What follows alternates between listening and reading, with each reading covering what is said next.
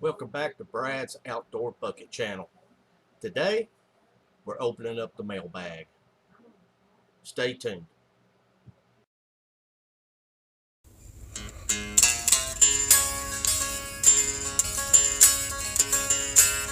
As we hit the waterways, we hope the fish will tag along.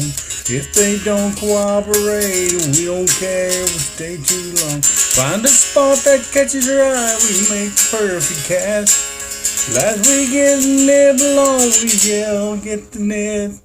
Welcome to the bucket where the boys will have a blast. Welcome to the bucket as we ink another cast. With jokes and smokes and how do you do? You might learn a thing or two.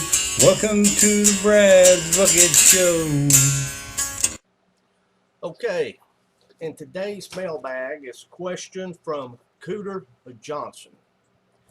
Cooter Johnson not only had one question, he threw in like four questions in a comment he left on one of the videos. So I'm going to attempt real quick to answer these questions. The first question here is, Brad, how did you get your start fishing? Well, quickly, like most kids in the country get their start fishing, catching crawfish. I didn't have hooks or fishing poles or anything like that when I was 6, 7, 8 years old. I would take some heavy duty wire and bend it and fashion a hook out of it, a little line. I'd take a string, tie to it, and tie the other end to a stick, catch crawfish, put it on there, and fish creeks.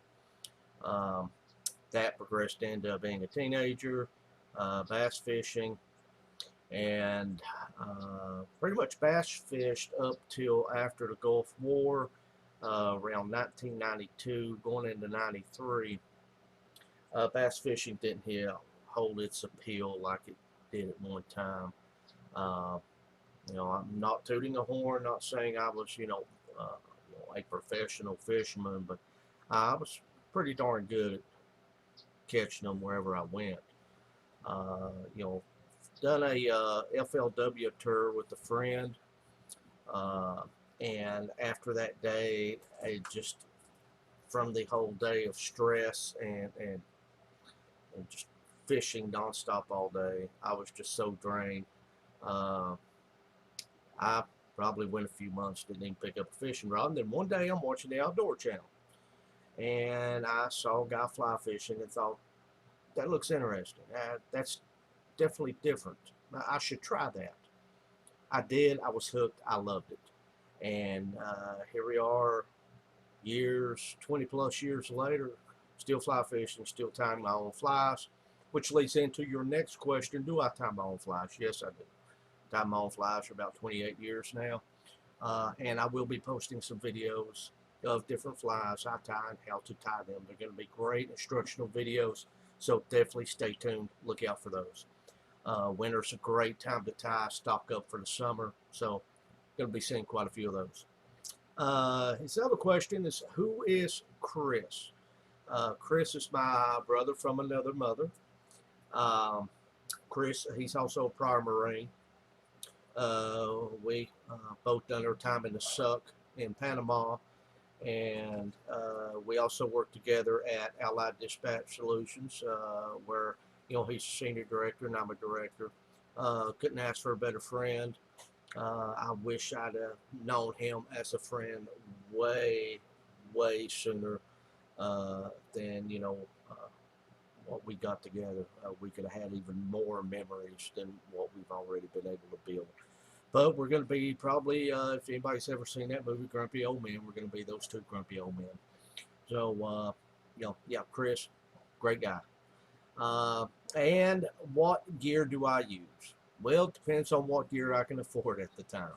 I don't really have a set thing. I only use St. Croix rods, or I only use Abu Garcia. Walmart has a good plethora of fly rods, 5 the 7 weight, 8 to 9 weight for bass. I've used their Cortland 8 to 9 weight rod for trout. I also have a 5 to 7 weight rod there. My favorite rod is a PF series rod, a professional fishing series, they call it. You know, it's like I said, you don't have to spend tons of money on fly rods. Go to Walmart, get you a good rod to start out with. All these big fish you've seen me catch have been on rods I purchased at Walmart. Now, there are a few different fly lines I purchased elsewhere. My fast sinking line I purchased from Mahoney's, because Walmart, of course, don't carry saltwater taper type, you know, fast sinking lines to get down deep to bass. So, you know, that said, use your own judgment. Depends on also what I'm fishing. If I'm fishing the Watauga River, I've got on a PFD, an angling PFD I purchased at Walmart. If it's hot and I don't have to worry about generating or being, you know, swept up in the current, I might just have a Columbia fly fishing vest on. That's a netted type vest. I purchased it at a Dick's Sporting Goods. I found it for a good price. So, you know, I hope this has answered, you know, most of your questions. Oh, and you did have one. Where do I go to find good fishing for bass and trout? Stay local, my friends. Stay local. Here in East Tennessee, there's all kinds of places you can go fish for bass. It's one good thing about bass. They're found everywhere in the country, in the city, in ravines, in ponds, in lakes, in rivers, you know, you name it. Trout, you know, you definitely want colder water. Watauga River up here in East Tennessee, the Doe River, the tributaries around Stony Creek, great place to catch trout. But now Boone Lake's also going to be doing a trout stocking program. And a boy also just caught a 23-inch brown on Boone Lake. So, you know, do your research.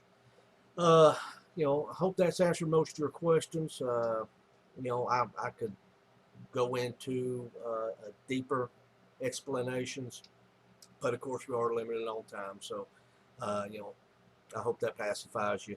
But, you know, just keep watching the videos. You'll learn along the way. Feel free to watch past videos also.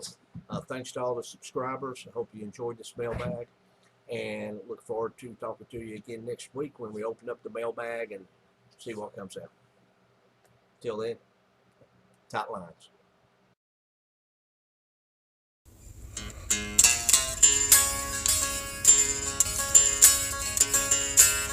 As we hit the waterways, we hope the fish will tag along. If they don't cooperate, we don't care, we'll stay too long. Find a spot that catches our eye, we make the perfect cast. As we get nibble on, we yell, get the net. Welcome to the bucket, where the boys will have a blast. Welcome to the bucket, as we ink another cast. With jokes and smokes and how do you do, you might learn a thing or two. Welcome to the Brad's Bucket Show.